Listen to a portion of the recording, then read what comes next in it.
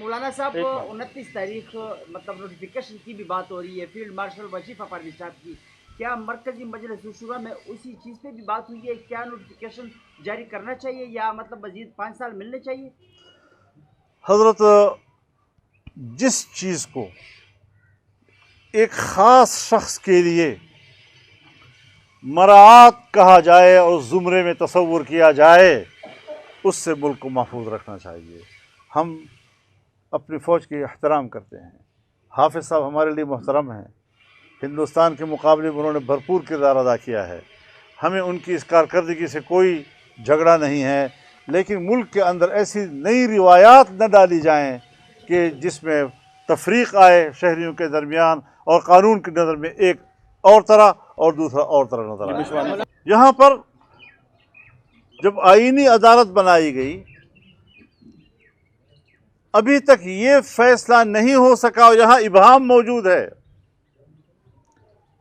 کہ chief justice of Pakistan کون کہلائے گا، سپریم کورٹ کے چیف جسٹس یا آئینی عدالت کے چیف جسٹس۔ اور یہ کہ وفاقی شرعی عدالت کے کسی بھی فیصلے کے خلاف سپریم کورٹ سے وابستہ شریعت اپیلیٹ بینچ موجود ہے۔ آئینی عدالت کے قیام کی صورت میں اگر شریعت بینچ کا فیصلہ یا شریعت کورٹ کا فیصلہ وہ آئین سے متعلق تھا تو سپریم کورٹ کہے گا میں تو اس کی سماعت نہیں کر سکتا، اس لیے کہ یہ آئینی مسئلہ ہے، اور آئینی کورٹ کہے گا کہ اس کا دستور میں ہمارے ساتھ کوئی وابستگی نہیں۔ وفاقی شرعی عدالت اور شریعت کی روح سے فیصلے ان کا کیا بنے گا پاکستان میں، ان کے تو مستقبل کا سوچا ہی نہیں کیا۔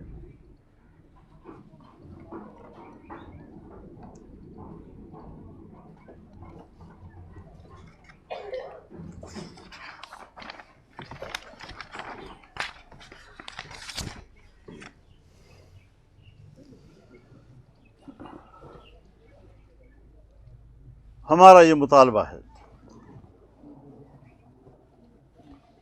کہ فیڈرل شریعت کورٹ اور سپریم کورٹ شریعت اپیلیٹ بینچ کو فعال بنایا جائے۔ فیڈرل شریعت کورٹ ایک لمبے عرصے سے نامکمل ہے، 2 علماء کرام ان کے مستقل اراکین ہیں تاکہ شریعت کی روح سے کورٹ کی رہنمائی کر سکیں، لیکن ان 2 ججز کا علماء کی صورت میں آج تک انتخاب نہیں ہو رہا، ان کی نامزدگی نہیں ہو رہی۔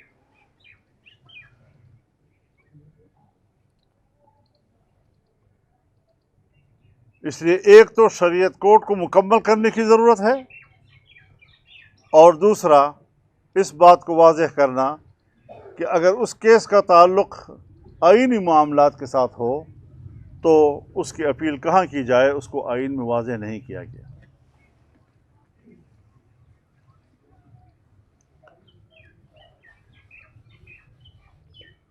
جمعیت علماء اسلام کی نظر میں 27ویں آئینی ترمیم سے نہ تو دستور میں کوئی بہتری آئے گی، نہ یہ عوامی مفاد کا تقاضا پورا کرے گی، اور نہ اسلام کی روح سے اس کو کوئی جائز قانون قرار دیا جا سکے گا، جس کی بنیاد پر ہم مکمل طور پر 27ویں آئینی ترمیم کو مسترد کرتے ہیں۔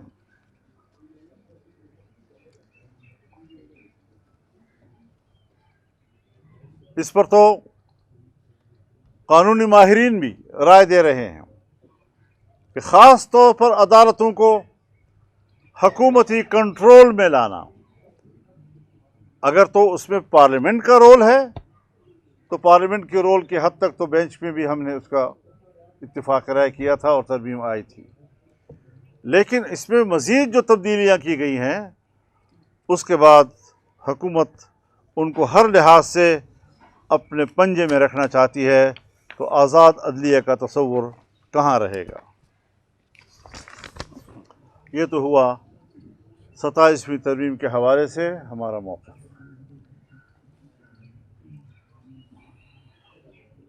اس کے علاوہ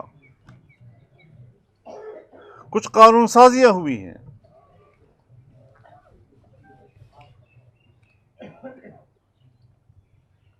اٹھارہ سال سے کم عمر کے بچوں اور بچیوں کے نکاح کے بارے میں قانون سازی،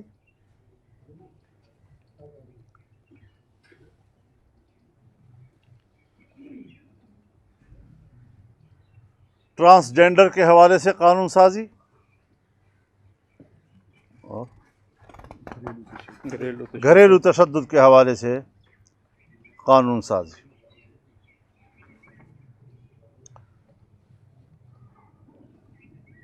18 سال کی عمر سے کم کو نابالغ کہنا،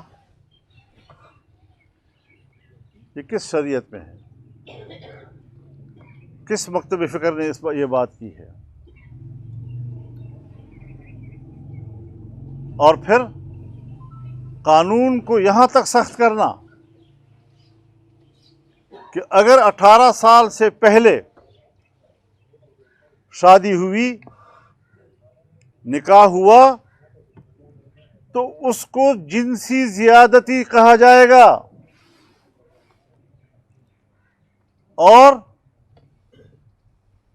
اس کو زنا بالجبر سے تعبیر کیا جائے گا اور اس کی سزا دی جائے گی۔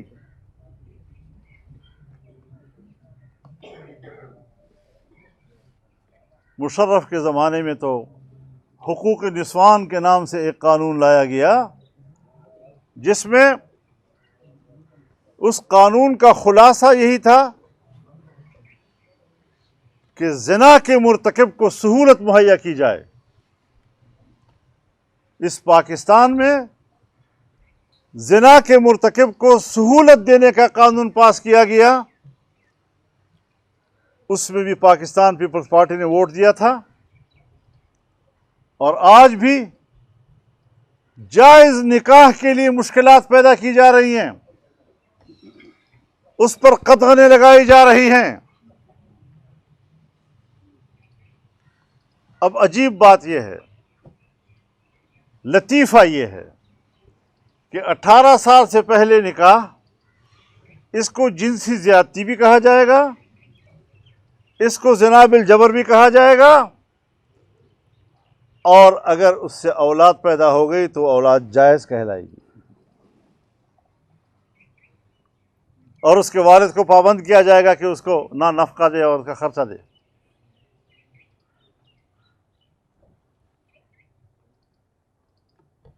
بری عقل و دانش بباید گریخت، مت ماری ہوئی ہے ان لوگوں کی۔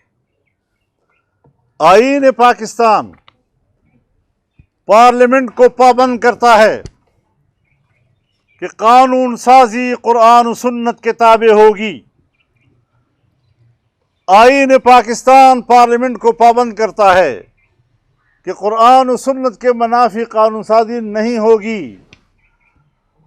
آئین پاکستان اسلام کو پاکستان کا مملکتی مذہب قرار دیتا ہے، اور اللہ تبارک و تعالی کو کل کائنات کے بلا شرکت غیر حاکم مطلق مانتا ہے، اور پاکستان کے جمہور کو جو اختیار و اقتدار اس کے مقرر کردہ حدود کے اندر استعمال کرنے کا حق ہوگا، وہ ایک مقدس امانت ہے، اور مسلمانوں کو اس قابل بنایا جائے گا کہ وہ انفرادی اور اجتماعی طور پر اپنی زندگی کو اسلامی تعلیمات و مقتضیات کے مطابق جس طرح کے قرآن پاک و سنت میں اس کا تعین کیا گیا ہے ترتیب دے سکیں گے۔ یہ ہمارا آئین کہتا ہے، قرارداد مقاصد کہتا ہے، جو آئین کا حصہ ہے، آرٹیکل 2 اور آرٹیکل 227۔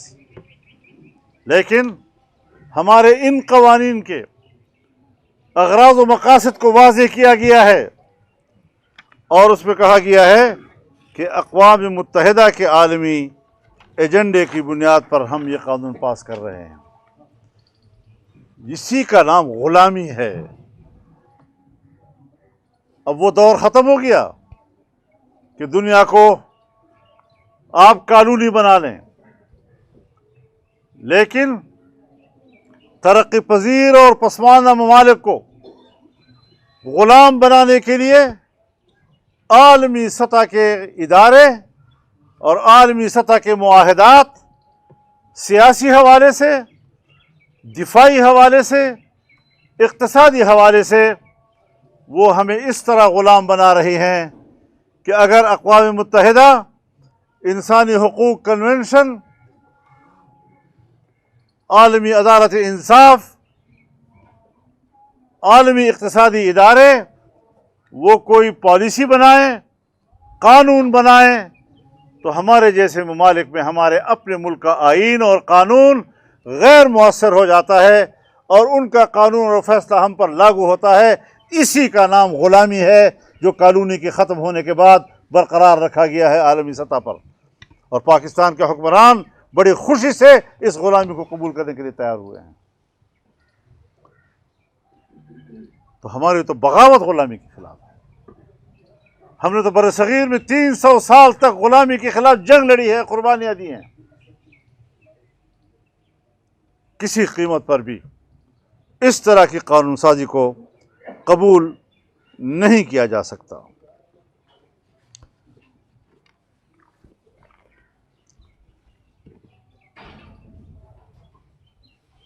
ٹرانسجینڈر یعنی مرضی کی صنفی شناخت تبدیل کرنا، اگر تو پیدائشی طور پر یہ واضح نہ ہو کہ یہ مرد ہے یا عورت، اگر وہ ایک صنفی شناخت کے لیے ہسپتال جاتے ہیں وہاں تو شاید گنجائش ہو، لیکن جس کو اللہ تعالیٰ نے مکمل مرد پیدا کیا ہے یا جس کو اللہ تعالیٰ نے مکمل خاتون پیدا کیا ہے، کیا جواز ہے کہ ہم صرف مغرب کی تقلید میں شاید وہاں بھی ان کو اتنی آزادی نہ ہو جو آزادی ہم نے اسلامی جمہوریہ پاکستان میں دی ہے. میاں شہباز شریف سے ہمیں یہ توقع تو نہیں تھی، مسلم لیگ سے ہمیں یہ توقع تو نہیں تھی کہ وہ اس حد تک جائے گی. ہم تو سمجھے تھے کہ یہ وہ مسلم لیگ نہیں جو انگریز کی وفادار تھی.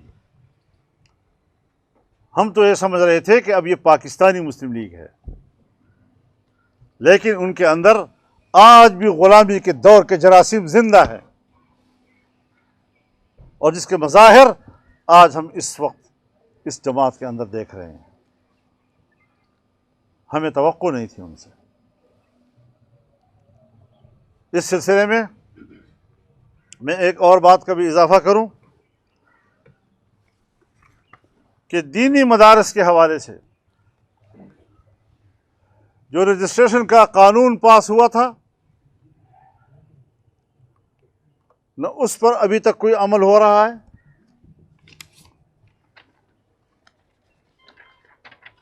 اسلامی نظریاتی کونسل کے سفارشات کو زیر بحث لانے کے لیے اس کو پارلیمنٹ میں پیش کرنا 1 سال ہو گیا ہے، ایک سفارش بھی آج تک زیر بحث نہیں لائی گئی. یعنی عمل درآمد یا ہے نہیں یا نیت اور ارادے اس کے برعکس ہیں. وہ دینی مدارس کے ساتھ بھی اور اس کے ساتھ اس کے حوالے سے ہونے والے قانون سازی کے ساتھ بھی اور اپنے کیے ہوئے قانون سازی کے ساتھ بھی منافقت کر رہے ہیں، اور وہ اسلامی نظریاتی کونسل کے سفارشات کے ساتھ بھی منافقت کر رہے ہیں. ان کو سیدھی راہ لینی چاہیے. حکمران پر آئین کی پیروی بہت لازم ہے. عام شہری سے غلطی ہو جاتی ہے، لیکن حکمران وہ اپنے آپ کو قانون و آئین سے ماورا نہ سمجھے. ہم اس سلسلے میں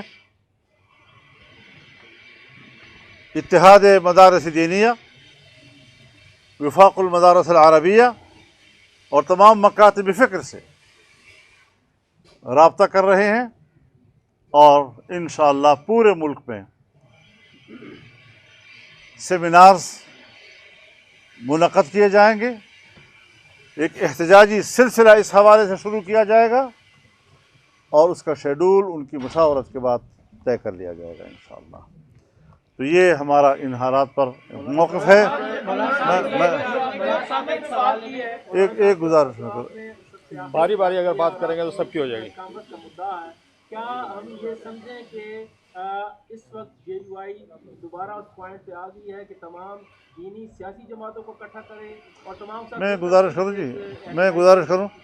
یہ میں نے اپنی رائے نہیں دی آپ کو، یہ مرکزی مجلس شورا کی رائے ہے اور میرے خیال میں اس کو سوال جواب میں گڑبڑ نہیں کرنا چاہیے، اس کو اسی طریقے سے پبلش کر لینا چاہیے جس طریقے سے میں نے آپ کی خدمت میں عرض کیا ہے۔ مولانا صاحب 29 تاریخ مطلب نوٹیفیکیشن کی بھی بات ہو رہی ہے، فیلڈ مارشل وظیفہ پرویز صاحب کی، کیا مرکزی مجلس شورا میں اسی چیز پہ بھی بات ہوئی ہے؟ کیا نوٹیفیکیشن جاری کرنا چاہیے یا مطلب مزید 5 سال ملنے چاہیے؟ حضرت، جس چیز کو ایک خاص شخص کے لیے مراعات کہا جائے اور زمرے میں تصور کیا جائے اس سے ملک کو محفوظ رکھنا چاہیے۔ ہم اپنی فوج کی احترام کرتے ہیں، حافظ صاحب ہمارے لیے محترم ہیں، ہندوستان کے مقابلے میں انہوں نے بھرپور کردار ادا کیا ہے، ہمیں ان کی اس کارکردگی سے کوئی جھگڑا نہیں ہے، لیکن ملک کے اندر ایسی نئی روایات نہ ڈالی جائیں کہ جس میں تفریق آئے شہریوں کے درمیان اور قانون کی نظر میں ایک اور طرح اور دوسرا اور طرح نظر آئے۔ مولانا صاحب 27ویں آئینی ترمیم پاس ہوئی، اس پہ آپ نے تنقید کی، لیکن اسی ترمیم کو پاس کرنے کے لیے ایک سینیٹر آپ کی پارٹی کے انہوں نے ووٹ دیا اور تو ہم نے نکال دیا، اس کو ختم ہو گئی۔ ہاں وشوانی مولانا صاحب یہ بتائیں 27ویں آئینی ترمیم کے لیے جو خدشات ہیں آپ سے وقتاً فوقتاً سیاسی جماعتیں حکومتیں ملتی رہی اور تبادلہ خیال ہوتا رہا، آپ نے منظوری سے قبل اس پر کوئی جملہ نہیں رہا۔ نمبر 1 تو 28 29 30 ترمیم کی بھی باتیں ہو رہی ہیں، تو اس کے لیے کیا نیا عمل ہے؟ دیکھیے، میں گزارش کروں آپ سے، آپ کو پتہ ہے کہ بنگلہ دیش کے سفر پہ جا رہا تھا اور میں سفر میں تھا کہ جب خبر آئی کہ اس قسم کی چیزیں پاس ہوئی، ہم نے اسی وقت وہیں سے فون کیا کہ میں 22 کو پہنچ رہا ہوں پاکستان اور 23 کو فوراً اجلاس ہونا چاہیے۔ اب مزید طرح نہیں ماریں گے تو ابھی تو اس پر کوئی بات نہیں کی جا سکتی کیونکہ آنے تو دو ذرا دیکھا جائے۔ آپ نے فرمایا کہ ہمیں توقع نہیں تھی کہ شہباز شریف صاحب اور یہ مسلم لیگ جو ہے انگریز کی وفادار مسلم لیگ نہیں ہے، جی، تو کیا جو پچھلی مسلم لیگ تھی جس کا ہم حوالہ دے رہے ہیں وہ انگریز کی وفادار تھی؟